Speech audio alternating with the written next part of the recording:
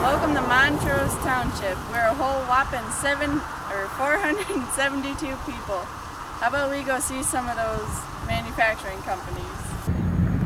This is Ryan's Repair. It's one of our major incomes to Montrose.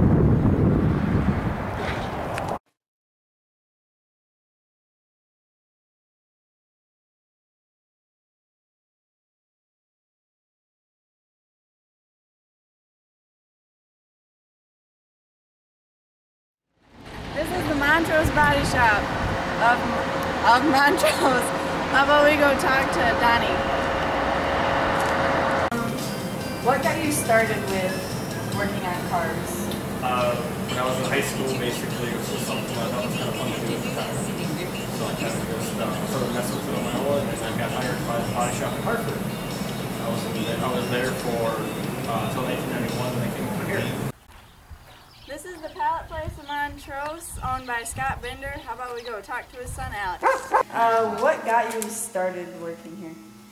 I was in high school, and my uncle worked for a company that in the shipping and receiving department, and he was kind of doing it on the side just for them, and he actually called me one day and needed some help. Are there any difficulties with this process?